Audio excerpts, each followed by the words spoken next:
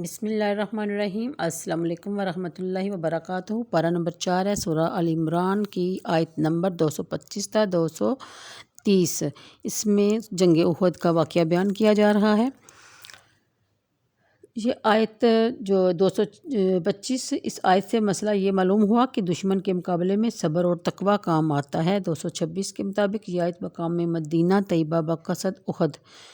227 جمہور مفسرین کا قول ہے کہ یہ بیان جنگ احد کا ہے، جس کا جمالی واقعہ کچھ یوں ہے کہ جنگ بدر میں شکست کھانے سے کفار کو بڑا رنج ہوا، اس لیے انہوں نے بقصد انتقام لشکر گراں مرتب کر کے فوج کشی کی۔ جب رسول کریم صلی اللہ علیہ وسلم کو خبر ملی کہ یہ لشکر کفار احد میں اتر آیا ہے تو آپ صلی اللہ علیہ وسلم نے اصحاب سے مشورہ فرمایا۔ اس مشورت میں عبداللہ بن ابی سلول کو بھی بلایا گیا، جو کبھی اس سے قبل کسی مشورت میں نہ بلایا گیا تھا۔ اکثر انصاری اور اس عبداللہ کی یہ رائے تھی کہ حضور مدینہ طیبہ میں ہی قائم رہیں اور جب کفار یہاں آئیں تب ان سے مقابلہ کیا جائے۔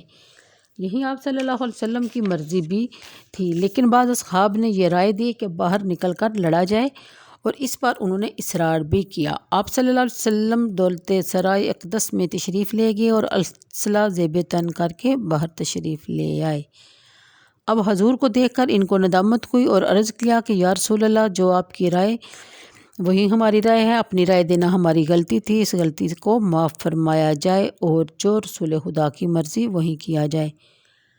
اس پر حضور صلی اللہ علیہ وآلہ وسلم نے فرمایا کہ رسول کو یہ سزاور نہیں کہ ہتھیار پہن کر جنگ سے قبل ہی جنگ شروع کر دے اور میدان میں اتر آئے۔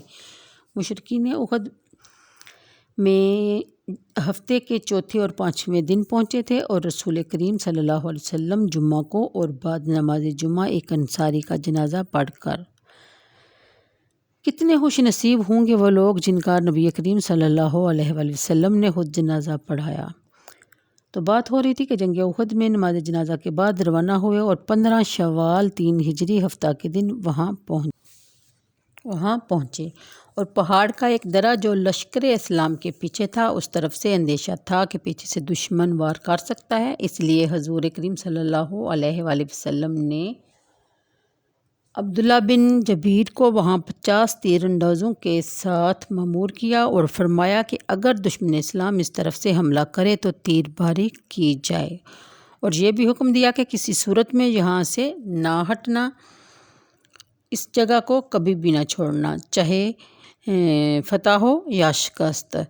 عبداللہ بن ابی سلول منافق تھا، جس نے مدینہ طیبہ میں ایک اپنی رائے رہ کر جنگ کرنے کی رائے دی تھی، وہ اپنی رائے کے خلاف جانے کی وجہ سے برہم ہو گیا۔ یہی منافقت کی نشانی ہے۔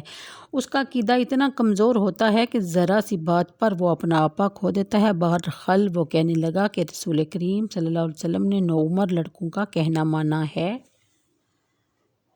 اور میری رائے کو کوئی اہمیت نہیں دی۔ اس کے ساتھ 300 منافق اور بھی شامل تھے۔ اس نے ان سے کہا کہ جب دشمن اسلام حملہ کریں تو بھاگ پڑنا، تاکہ لشکر اسلام میں افراتفری پھیل جائے اور وہ گھبرا جائیں اور وہ بھی تمہیں دیکھ کر ایسا ہی کریں، یعنی کہ بھاگ نکلیں۔ اس طرح دشمن اسلام کے لشکر کا غلبہ ہو جائے گا، اور مسلمانوں کے لشکر کی کل تعداد ان کو ملا کر 1000 تھی، اور دشمن لشکر جو ہے وہ 3000 کا تھا۔ عبداللہ بن ابی منافق بھاگ گیا اپنے لشکر کو لے کر، باقی 700 اصحاب رہ گئے، اور اللہ تعالیٰ نے ان کو ثابت قدم رکھا یہاں تک کہ مشرکین کو ہزیمت ہوئی۔ اب صحابہ کرام بھاگتے ہوئے مشرکین کے پیچھے پڑ گئے، اور حضور صلی اللہ علیہ وآلہ وسلم نے جہاں سے نہ ہٹنے کا فرمایا تھا وہاں سے ہٹ کے وہاں قائم نہ رہ سکے ان کا پیچھا کرتے کرتے۔ تو اللہ نے انہیں یہ دکھا دیا کہ بدر میں اللہ تعالیٰ نے اپنے رسول کی فرما برداری کی برکت سے فتح نصیب فرمائی تھی۔ یہاں حضور کی حکم عدولی کا نتیجہ یہ ہوا کہ مشرکین کے دلوں سے رعب ختم کر دیا گیا، اور انہوں نے پلٹ کر لشکر اسلام پر حملہ کر دیا اور مسلمانوں کی ہزیمت ہوئی۔ حضور کے ساتھ ایک جماعت رہ سکی، جس میں حضرت ابو بکر اور حضرت علی عباس اور طلحہ اور سعد بھی شامل تھے۔ اس جنگ میں آپ صلی اللہ علیہ وسلم کے دندان مبارک بھی شہید ہوئے اور چہرہ اقدس پر بھی زخم آیا۔ اس کے متعلق یہ آیت نازل ہوئی تھی۔ آگے 288 اس آیت میں 2 گروہوں کا ذکر ہے۔ ایک گروہ انصاری میں سے تھا بنی سلمہ جو خزرج کے نام سے مشہور ہے، اور ایک بنی حارثہ میں سے تھا جو اوس کے نام سے مشہور ہے۔ یہ دونوں لشکر اسلام کے لشکر کے بازو تھے۔ جب عبداللہ بن ابی سلول منافق بھاگا تو انہوں نے بھی واپس جانے کا قصد کیا، مگر اللہ تعالیٰ نے اپنا کرم کیا اور وہ ثابت قدم ہی رہے۔ یہاں اس نعمت کا احسان جتایا جا رہا ہے اور ذکر فرمایا گیا ہے۔ 229 میں بتایا گیا کہ تمہاری تعداد بھی کم تھی، تمہارے پاس سواریوں کی اور ہتھیار کی بھی کمی تھی۔ 230 میں ہے کہ چنانچہ روز بدر مومنین نے صبر اور تقوی سے کام لیا اور اللہ تعالیٰ نے حسب وعدہ 5000 فرشتوں کے ساتھ ان کی مدد کی گئی تھی اور ان کی فتح ہوئی تھی۔ آگے ابھی جاری ہے، ویڈیو زیادہ لمبی ہو جائے گی، اس لیے مجھے دیجیے اجازت اور اپنا رکھیے خیال اور دعاؤں میں یاد رکھیے۔ اوکے جی، اللہ حافظ۔